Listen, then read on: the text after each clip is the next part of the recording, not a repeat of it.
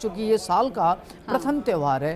त्यौहार में ये जो त्यौहार है ख़ास तौर से बहन अपनी भाई की कलाई पर रक्षा सूत्र बांधती है और भाई अपनी बहन को सुरक्षा का वचन देता है, रक्षा और आपने का हर वचन राशि देता के है। लिए आपने बताया कि किस रंग की राखी जो है वो उचित रहेगी और उपहार में बहनों को क्या क्या मिल सकता है, आपने ये भी बता दिया। उसका अच्छा रहेगा, बढ़िया रहेगा जी। अच्छा पंडित बृजभूषण जी, मेरा सवाल आपसे ये है कि रक्षाबंधन पर बहनों के लिए वो विशेष पूजा कौन सी है जिससे वो अपने भाई के कल्याण की मनोकामना मांग सकती हैं? देखिए, अगर बहन शिवलिंग पर कमल का फूल अर्पित करती है भाई के लिए, तो भाई का आर्थिक संकट जल्द खत्म हो जाएगा जी।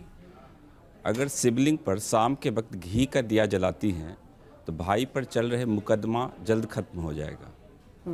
शिवलिंग पर अगर गुलाब जल चढ़ाती हैं तो भाई और भाभी के बीच चल रहे मतभेद जल्द खत्म हो जाएंगे।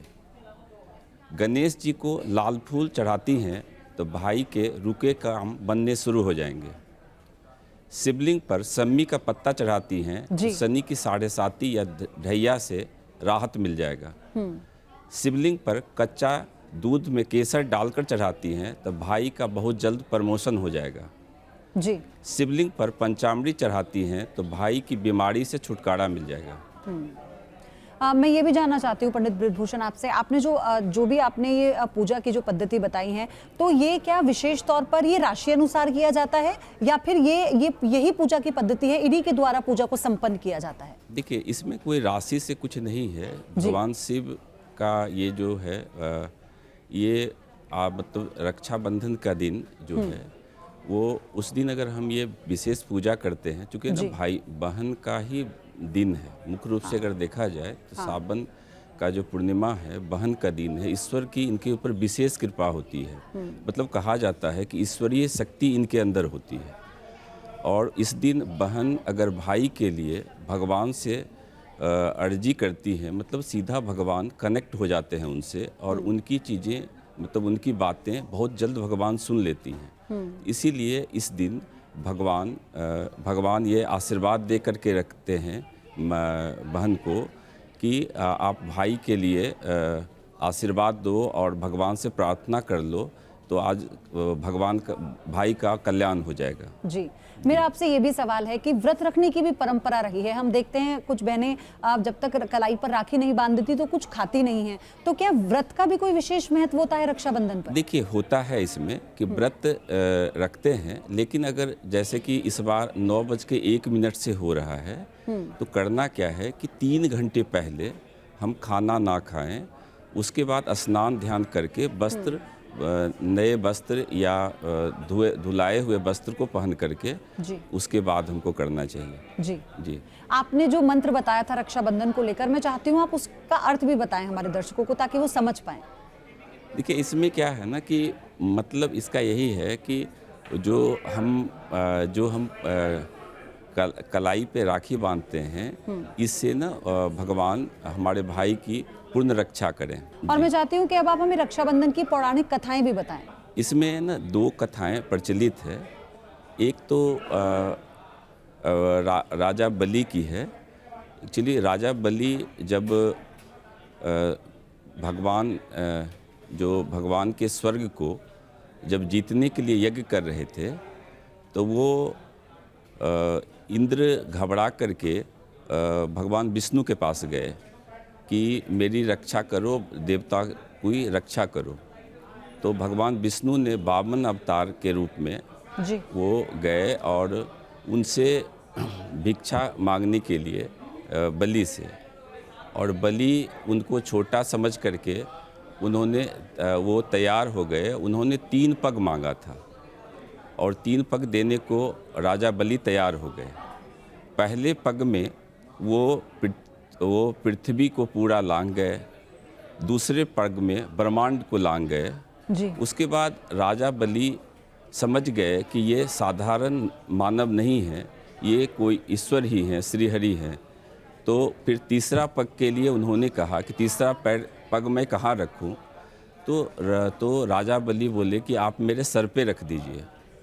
और जो 52 अवतार जो भगवान विष्णु का था वो भगवान अति प्रसन्न हुए और अपने पूर्ण स्वरूप में आ गए। और पूर्ण स्वरूप में आने के बाद उनको बोले कि आज तुम वरदान मांगो, तुमको हम क्या दें। तो राजा बलि बोले कि आप पृथ्वी ये पाताल लोक में सदा आप हमारे साथ रहिए। और चूँकि वो वचन दे दिए थे भगवान विष्णु, तो वो भगवान विष्णु उनके साथ पाताल लोक में रहने लगे। ये बातें माँ लक्ष्मी को पता लगी और माँ लक्ष्मी पाताल लोक आई और पाताल लोक आकर के राजा बलि को राखी बांधी, रक्षा सूत्र और अपनी भाई बना ली और उपहार स्वरूप में अपने भगवान विष्णु को वो मांग ली और वो भगवान विष्णु को वो दे दिए, जिससे कि भगवान विष्णु आज़ाद हो गए। जी जी। और दूसरी कथा क्या है इसकी?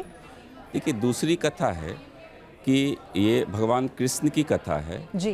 कि भगवान कृष्ण एक युधिष्ठिर राजस्यु एक यज्ञ किए थे, उसमें कौरवों को बुलाए थे और उसमें शिशुपाल भगवान कृष्ण को का अपमान कर रहे थे और भगवान कृष्ण उनकी बुआ हैं उनको ना वो बोले थे कि 100 गलती मैं माफ़ कर दूंगा, 100 गलती से जो ही अधिक होगा तो फिर मैं माफ़ नहीं करूंगा। और वो शिशुपाल का वो गर्दधर को अलग कर दिए थे और जब उनका चक्र जब लौट करके उनके उंगली में आया तो वो उंगली उनका कट गया और द्रौपदी अपने पल्लू को फाड़ करके, साड़ी को फाड़ करके उनके उंगली को बांध दी थी।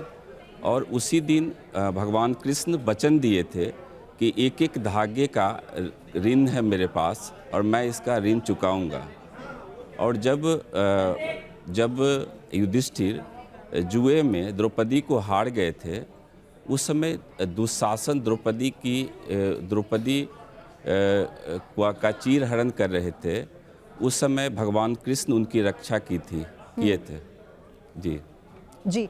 डॉक्टर अरविंद, ये तो कहानी हुई, इन्हीं कहानियों के आधार पर इस त्योहार का महत्व और ज़्यादा बढ़ जाता है। लेकिन मेरा सवाल आपसे ये है कि इस त्योहार में सब कुछ क्या बहनों के लिए लिखा गया है? भाइयों के लिए भी किसी तरह का कोई ऐसी पद्धति होती है जो वो भी जब वो रक्षा का वचन देते हैं तो उस वक्त क्या कोई मंत्र होता है जो भाई भी जपें? जी देखिए, उसमें तो मंत्र एक ही है। क्या होता है कि रक्षाबंधन मतलब तो जो वो व्यक्ति जो बंधन में जो जुड़ता है, जो रक्षा करने का वचन लेता है, तो भाई के लिए भी होता है। बहन अपने भाई की रक्षा के लिए वचन लेती है, तभी तो बांधती है। दोनों एक दूसरे के प्रति वचनबद्ध होते हैं और उसी वचनबद्धता को लेकर के ये कार्य करते हैं। तो उसमें मूल उद्देश्य दोनों की एक दूसरे के रक्षा का वचन है। और इसीलिए कई बार ऐसा भी होता है कि किसी का भाई नहीं है, वो क्या करे, तो आप रक्षा अपने गुरु को बांध सकते हैं, पिता को बांध सकते हैं। ये रक्षा सूत्र है, रक्षा सूत्र है। और इसमें जिसको बांधा जाता है वो भी रक्षा का वचन देता है और बांधने वाला भी रक्षा का वचन, कि एक दूसरे की रक्षा एक दूसरे के लिए प्रतिबद्ध होते हैं। हाँ, तो चाहे भाई हो चाहे बहन, इसलिए इस पावन पर्व की महत्वता और ज्यादा बढ़ जाती है। आपको एक बार फिर से आप दोनों का बहुत बहुत शुक्रिया। डॉक्टर अरविंद, आप हमारे साथ जुड़े, और पंडित ब्रिजभूषण, आप दोनों का बहुत शुक्रिया।